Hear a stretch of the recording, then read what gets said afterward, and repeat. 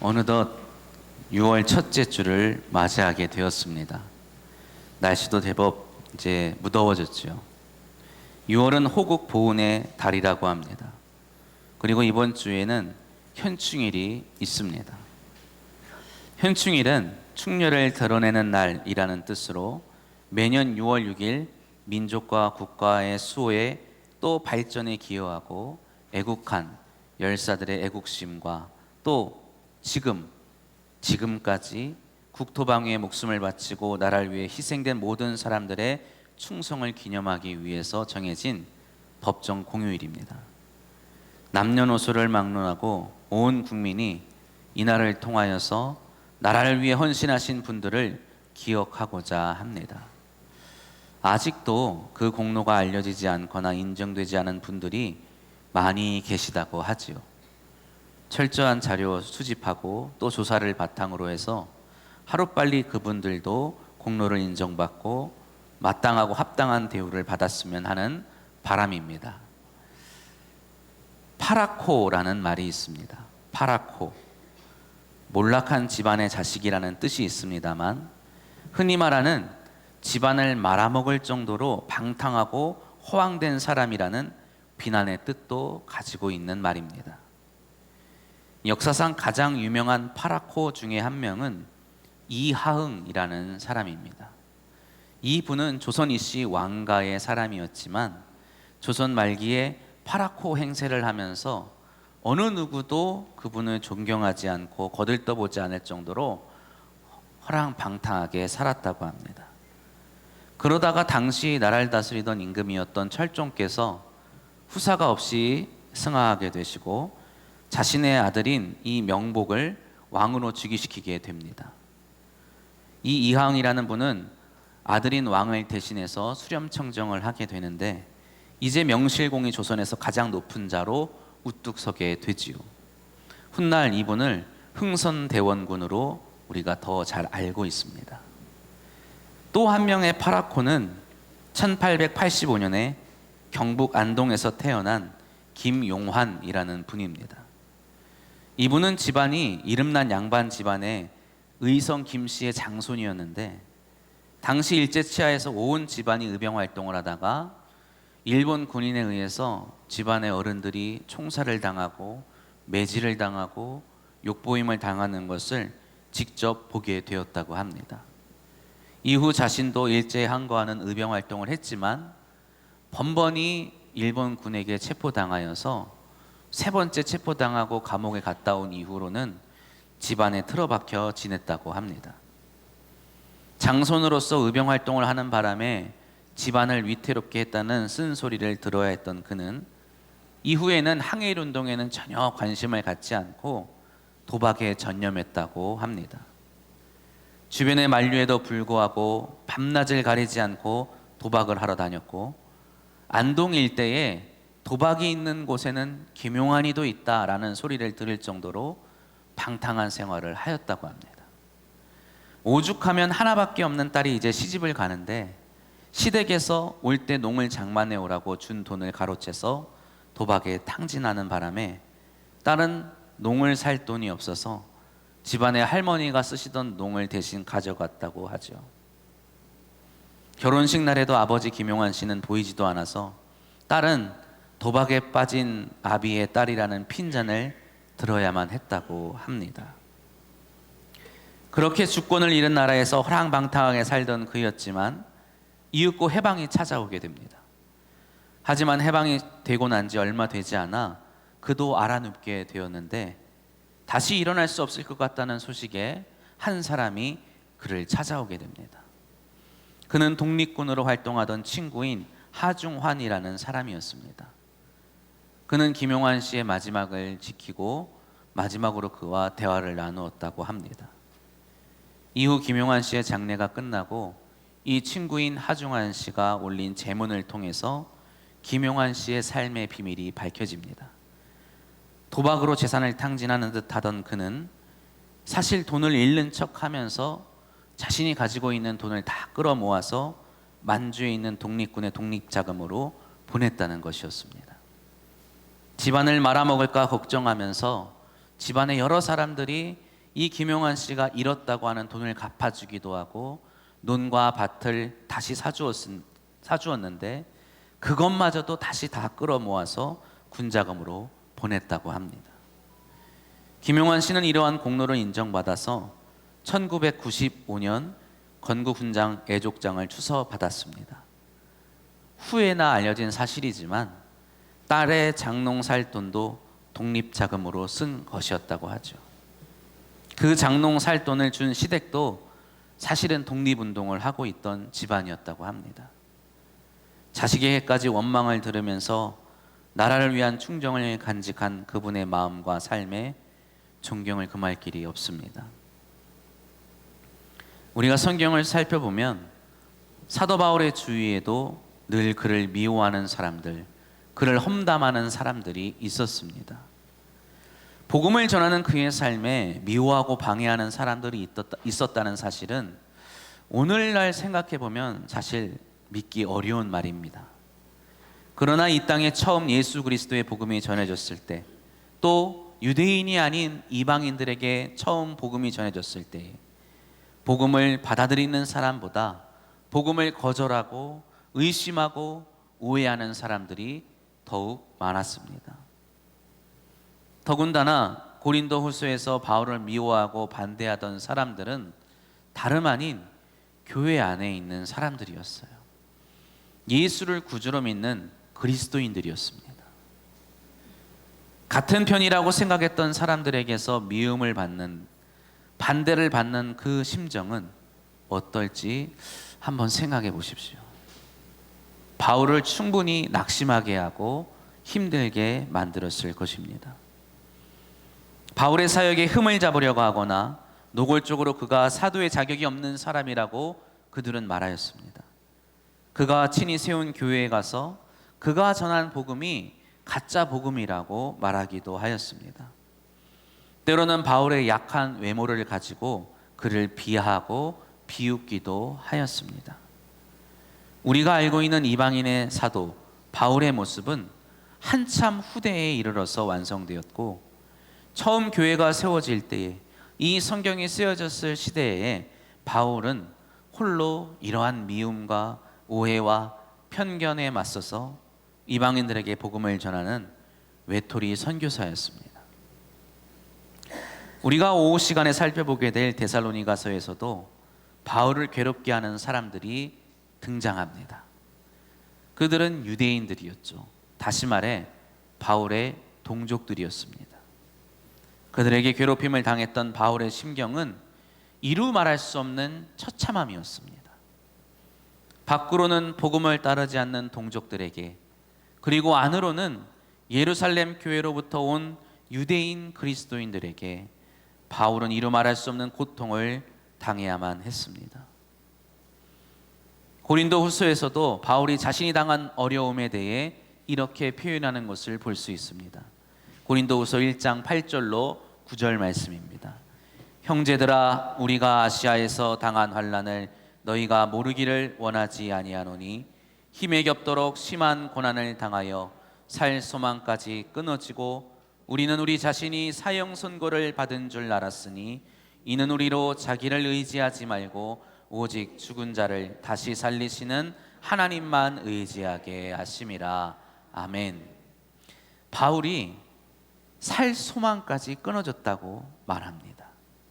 사형 선고를 받아서 차라리 내가 지금 기대하는 것은 여기서 살아남는 것이 아니라 그러할 기대도 없으니 차라리 자신이 죽은 뒤에 하나님이 다시 살려주시기를 기대했다고 말할 정도로 바울은 절박한 상황에 있었습니다. 그는 흔히 말하는 전도 여행을 하고 있었죠. 그가 가야 하는 앞길에는 이미 유대교를 배신한 배교자인 사울이 예수를 전하러 온다는 소식을 듣고 그 지역에 살고 있는 유대인들이 바울을 기다리고 있었습니다. 때로는 바울을 때리기도 하고 바울을 고소하여 감옥에 가두기도 하고 여러 가지로 바울을 괴롭히고 바울을 핍박했죠. 그래도 바울은 개의치 않고 두려워하지 않고 그곳에 가서 복음을 전하였고 복음을 영접한 사람들을 중심으로 교회를 세웠습니다. 그러나 그가 곧 다음 지역으로 떠날 때에 그리고 떠난 뒤에 그가 세운 교회에 어떤 사람들이 찾아옵니다. 그들은 비록 예수 그리스도의 복음에 대해서는 동의를 하지만 바울이 전한 이 복음이 결코 옳은 복음이, 바른 복음이 아니라고 지적합니다. 바울은 그 복음을 전할 만한 자격이 없는 사람이라고 말합니다. 바울은 본래 예수님의 제자도 아니었고 오히려 제자들을 핍박하고 죽이고 감옥에 가두던 사람이었다고 말하지요. 예수님은 분명 유대인이셨고 유대인의 메시아로 이 땅에 오셨는데 바울은 예수님을 이방인의 메시아로 전한다고 하는 이러한 이상한 논리가 어디에 있냐며 그들은 바울이 전하는 복음을 옳지 못한 복음이라고 말하였습니다. 그래서 유대인의 메시아인 예수를 믿으려면 먼저 유대인이 되어야 한다고, 유대인의 법을 따라야 한다고, 그래서 율법에 따라서 할례를 받고 율법을 잘 지켜야지 유대인의 메시아로 오신 예수 그리스도의 복음을 정말로 진정으로 따를 수 있노라고 그들은 말하였습니다. 그들은 끊임없이 바울을 흠잡았고 바울의 복음을 반박했지요. 그러나 바울은 그러한 방해와 핍박에 개의치 않았습니다. 그 이유에 대해서 바울은 이렇게 말합니다. 고린도후서 4장 5절 말씀, 오늘 본문 말씀 함께 다시 한번 봉독합니다. 우리는 우리를 전파하는 것이 아니라 오직 그리스도 예수의 주 되신 것과 또 예수를 위하여 우리가 너희의 종된 것을 전파함이라. 아멘. 바울은 자신이 얼마나 떳떳한지, 그리고 자신이 얼마나 유능하고 괜찮은 사람인지, 자신이 이방 땅을 두루다니며 이방인들에게 복음을 전하는 것에 대해서 누구에게 허락을 받았는지 굳이 변호하려고 하지도 않고 설명하려고 하지도 않고 그들을 반대하는 자들과 논쟁하려고 하지도 않습니다. 바울의 관심은 오직 그리스도 예수가 모든 사람의 왕이 되신 것을 전하는 것뿐이었다고 말합니다. 그리고 자신은 이 소식을 전하기 위해서 임명을 받은 일꾼, 그리스도의 종이라고 말합니다. 바울이 전한 복음의 핵심은 바로 예수 그리스도이십니다. 예수 그리스도가 세상의 왕이시고 세상의 구원자이십니다. 믿으십니까? 오직 예수 그리스도만이 우리에게 평화를 주시고 오직 예수 그리스도만이 우리를 죄와 사망에서 구원하여 주십니다. 그리고 이 예수 그리스도를 위하여 자신은 고린도 사람들을 사랑으로 섬기는 자가 되었노라고 바울은 말합니다. 바울은 절대로 자신을 비하하는 것이 아닙니다. 절대로 자신을 낮추는 것이 아닙니다. 그는 자신과 고린도 사람들을 비교할 때, 그리고 자신들과 다른 사람들을 비교할 때에 자신에게 있어서 어떠한 부끄러움도 없다고 말합니다. 어떠한 부족함도 없다고 말하죠. 그러나 자신과 그리스도의 복음을 비교할 때만큼은 자신은 한없이 낮아지고 한없이 비참한 존재라고 말합니다. 오늘 본문에서도 나는 무엇과 같다고요? 질그릇과 같다고 고백합니다. 바울은 본문을 통해서 우리에게 겸손을 말하려고 하는 게 아닙니다. 오히려 본문을 통해서 바울은 자부심을 드러내고 있습니다. 자신이 얼마나 대단한 사람인지를 자랑하고 있는 것입니다. 비록 자신이 지금 못난 모습을 하고 안팎으로 무시를 당하고 비난을 당하는 처지에 있지만 바울 스스로는 전혀 신경 쓰지 않는다고 말하고 있습니다. 왜 그렇습니까? 자신 안에 무언가가 있다고 말하는 겁니다. 내 안에 귀중하고 소중한 것이 있다고 말합니다. 귀한 보물, 마치 한 줄기 빛과 같이 자신을 비춰주는 귀한 보물이 있다고 말하고 있는 것이죠. 지금 바울이 당하고 있는 상황은 어떠한 상황입니까? 8절 9절 말씀 우리 함께 읽어보겠습니다. 우리가 사방으로 우겨쌈을 당하여도 쌓이지 아니하며 답답한 일을 당하여도 낙심하지 아니하며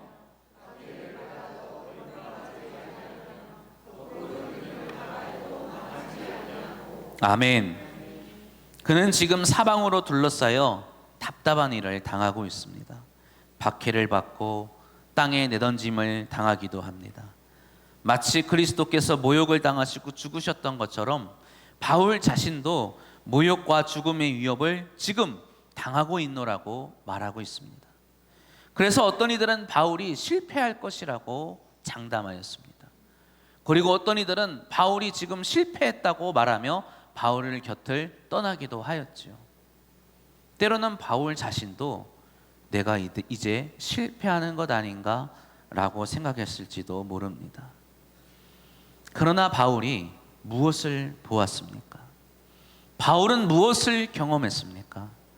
자신이 이렇게 핍박을 당하고 방해를 받고 반대를 당하고 어려움을 당하는데도 내가 전한, 자신이 전한 복음을 통하여서 구원의 능력이 나타나는 것을 보게 된 것입니다. 하나님을 경외하지 않던 이방인들이 하나님을 두려워하게 됩니다. 그의 아들 예수를 구주로 고백하고 영접하게 됩니다. 바울이 복음을 전했던 그 당시에는 로마라고 하는 제국이 전 세계를 지배하고 있었어요. 당시에 로마의 황제에게만 주라는 단어를 썼는데 그들은 그것을 단호하게 거절하고 예수만이 오직 주시라고 고백하고 예수 그리스도의 말씀을 따라서 정결하고 거룩하고 의로운 삶을 살기로 하였습니다. 우상을 섬기며 방탕하고 허황된 삶을 살았던 지난날의 삶을 버리고 거듭난 삶을 살아가는 그들을 보며 바울은 구약에 있는 말씀 한 구절이 떠올랐던 것 같습니다. 창세기 1장 1절에 3절로 말씀, 태초에 하나님이 천지를 창조하시니라. 땅이 온돈하고 공허하며 흑암이 깊음 위에 있고 하나님의 영은 수면 위에 운행하시니라. 함께 읽으실까요? 하나님이 이르시되 빛이 있으라 하시니 빛이 있었고. 아멘. 바울이 살던 그 시대의 온 세상은 혼돈과 공허 가운데 있는 그러한 상황이었습니다. 악이 왕노릇하고 죽음의 세력이 모든 도시를 집어삼키고 있었고 가는 곳곳마다 우상과 이방 신상들을 향하여 섬기는 사람들이 차고 넘쳤습니다. 그 이방 신들을 섬기기 위해서 온갖 음란한 일들이 도시 곳곳에서 자행되어지고 있었죠. 그러나 예수 그리스도의 복음이 전해지는 그곳에 하나님의 말씀, 빛이 있으라는 말씀이 임하는 것처럼 보여졌습니다. 복음을 영접하는 자들의 삶에 죄와 사망의 권세가 물러나기 시작했기 때문입니다. 그곳에 하나님의 은혜와 영광의 빛이 비추였고 그들의 삶은 이제 음란하고 방탕한 삶에서 완전히 변화되어서 거룩하고 정결하고 의로운 삶으로 모든 사람들이 칭송에 마땅하지 않는 그러한 삶으로 바뀌게 된 것입니다. 비록 자신의 행색과 자신이 받는 대우는 처참하게 이를 데 없었지만 그것과 상관없이 자신이 전한 복음이 일으키는 이 놀라운 일들을 바라보면서 내 안에 있는 이 복음의 큰 능력을 바울은 보고 느끼고 체험하게 된 것이죠. 이것이 바로 하나님이 우리에게 주신 은혜의 복음임을 확신합니다. 그리고 이 복음을 통하여 세상이 구원을 받게 되고 이 세상에 하나님의 나라가 임하게 될 것이라고 바울은 확신하게 되는 것이죠. 그래서 이 놀라운 신비를 깨닫게 된 이후 바울은 자신이 어떠한 상황에 처한다 하더라도 어떠한 대접과 대우를 받는다 하더라도 그것에 개의치 아니하고 자신이 가지고 있는 이 복음을 담대하고 당당하게 전하게 되는 것입니다. 바울은 이러한 좀 이해할 수 없는 역설적인 상황을 이렇게 표현합니다. 고린도후서 4장 10절 말씀 함께 읽겠습니다. 우리가 항상 예수의 죽음을 몸에 짊어짐은 예수의 생명이 또한 우리 몸에 나타나게 하려 함이라. 아멘. 바울은 알고 있어요. 그리고 잘 알고 있을 뿐더러 확신까지 하고 있는 것입니다. 무엇을요? 자신은 앞으로도 미움을 받을 것입니다. 자신은 앞으로도 박해를 당할 것입니다. 그래서 앞으로도 그는 어려움을 느끼고 외로움을 느낄 것을 그는 알고 있었어요. 그러나 그는 낙심하지 않는다고 말합니다. 그는 결코 실패하지 않을 것이라고 말합니다. 왜 그럴까요? 왜 그렇습니까? 그가 전하는 복음이 여전히 큰 능력으로 복음을 마주하는 사람에게, 복음을 영접하는 사람에게 구원의 능력을 베풀 것을 그는 알고 있었기 때문입니다. 최근 개봉한 우리나라 영화 중에 서울의 봄이라는 영화가 있습니다. 보신 분이 있는 줄로 압니다만 그 영화에서 전두환 역을 맡은 배우 황정민 씨가 한 대사가 굉장히 인상이 깊습니다. 실패하면 반역, 성공하면 혁명 아닙니까? 이런 말을 합니다. 서두에 말씀드린 파라코 김용환 씨의 이야기를 보면 역시 조국이 광복을 맞이하지 못했다고 한다면 그 뜻을 알리지 못한 채 집안을 말아먹은 파라코, 빌어먹을 사람으로 운명을 마쳤을지도 모를 일이죠. 그러나 죽기 전에 조국의 광복이 그분의 노고와 충정을 드러낼 수 있었고 그는 파라코가 아니라 대한민국 독립운동가로 역사에 기억될 수 있었습니다. 사랑하는 성도 여러분, 우리의 삶은 어떻게 기억될 수 있을까요? 우리의 지금의 삶은 어떻습니까? 내가 지금 살아가는 이 삶을 가지고 내가 이후에 어떻게 기억될지 상상해 보셨습니까? 좋은 대접받고 풍요롭고 여유롭게 살아가는 분도 계실 겁니다. 반면 아직도 살기가 좀 팍팍하고 매달, 매년 근심되고 걱정되는 일들이 항상 일어나는 분들도 있을 것입니다. 그러나 우리의 삶이 좋은 삶이라고, 성공한 삶이라고 알 수 있는 것은 지금 우리가 처한 상황이나 현실이 아니라고 성경은 말합니다. 우리의 삶을 통해 얼마나 생명이 살아나는지 그곳에 있다고 성경은 말을 하고 있습니다. 사랑하는 성도 여러분, 우리 광남 장로교의 표어가 뭡니까? 표어가 뭐지요? 맞습니다. 저와 여러분은 생명을 살리는 성도입니다. 나의 외모나 나의 처지를 통해서가 아니라 내 안에 있는 예수 그리스도의 복음을 통해 생명을 살릴 수 있어야 합니다. 나의 삶에 생명을 살리는 복음의 능력이 나타나지 않는다면 우리는 세상의 반역자로, 세상의 부적응자로, 파라코로 생을 마감할 수밖에 없는 것이죠.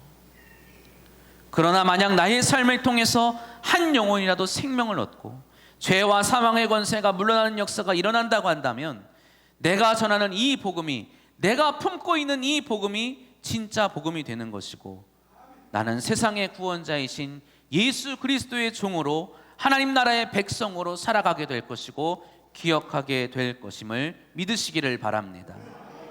두려운 말씀이죠. 어려운 말씀입니다. 자신 없더라도 내 안에 있는 이 복음을 붙들고 생명을 살리는 구원을 전하는 전도자로 살아가시기를 주님의 이름으로 축복합니다. 기도하겠습니다.